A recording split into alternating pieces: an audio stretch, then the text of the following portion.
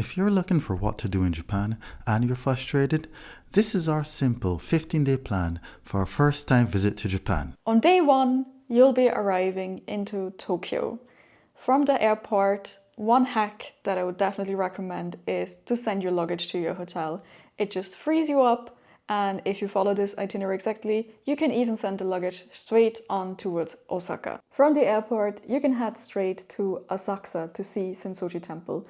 It's one of the biggest must-see places in Tokyo, and it's also rather touristy, so it's a good kind of training ground for you to get used to hearing the Japanese language and things being a little different. There are also a lot of restaurants and food stalls around Sensoji Temple, which helps you get your first taste of Japanese cuisine, like some melon pan. On the second day, we headed to Osaka.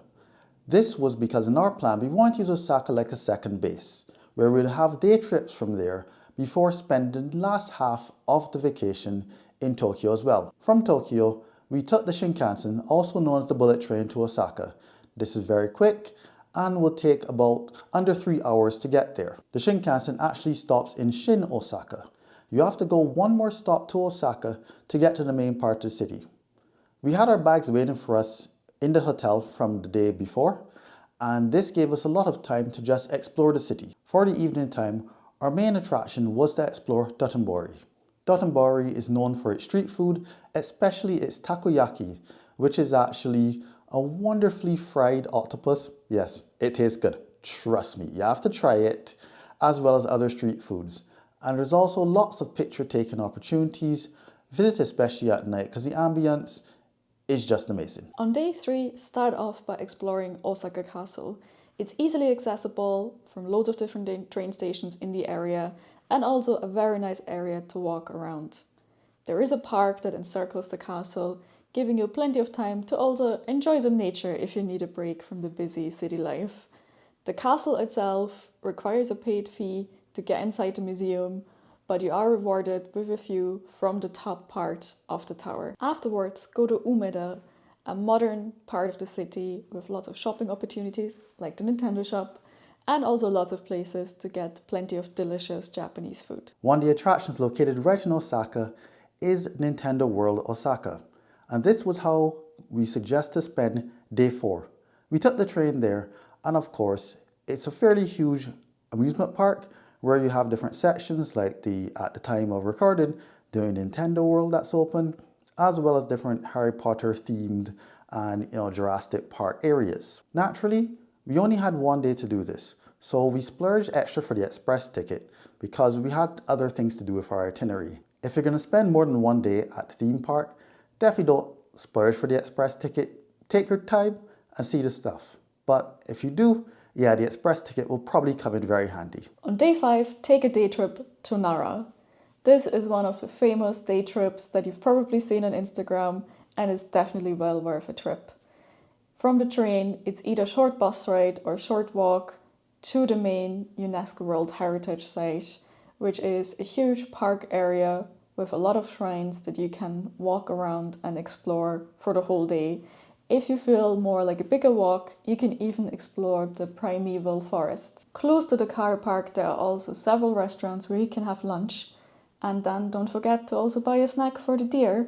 There are deer crackers being sold, which is safe for the deer to eat, and the deer have even learned to bow in return for a cracker. From Nara, return to Umeda for dinner, and then to Umeda Sky Building. It's a skyscraper that allows you to go up to the 40th floor to the observatory deck and get a view of the entire city.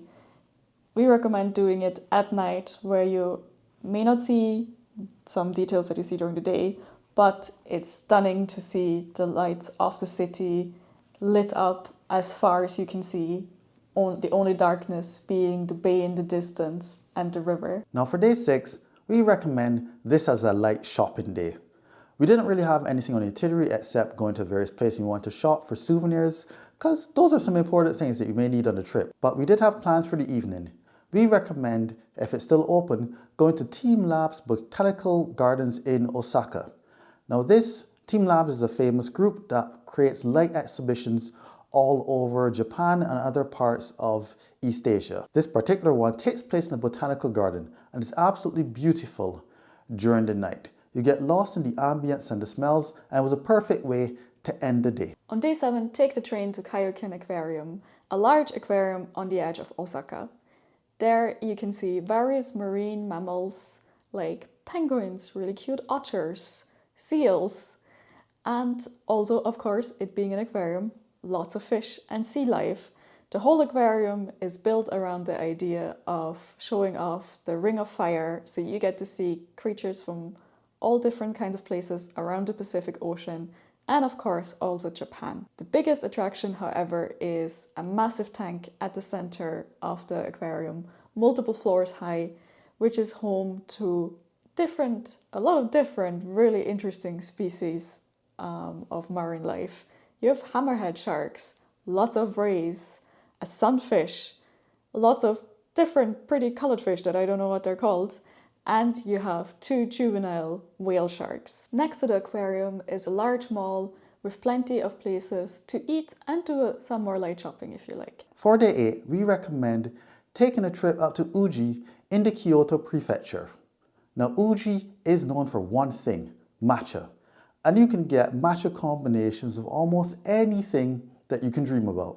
This goes from matcha noodles, of course matcha lattes, and of course a selection of some of the finest matcha powder that you can have to make your own matcha teas that you can carry with you back home. Besides the matcha, it's also a small town with lovely old architecture. There's even a wonderful river that you can walk by, and of course if it's a hot day, you can always come back for some cold iced matcha or hachicha afterwards. On day 9, start the day by sending off your luggage to your hotel in Tokyo to make sure it'll be there when you arrive tomorrow. After you've done that, take a train to Kyoto. You may have seen a lot of the historical buildings on footage on social media. However, it is still a big city, so when you arrive, make sure to grab some food around the train station. There are loads of restaurants before you take a bus to go to the old part of the city. Once you're there, stroll along past the old wooden houses, through the old roads, try not to get run over by any of the other tourists,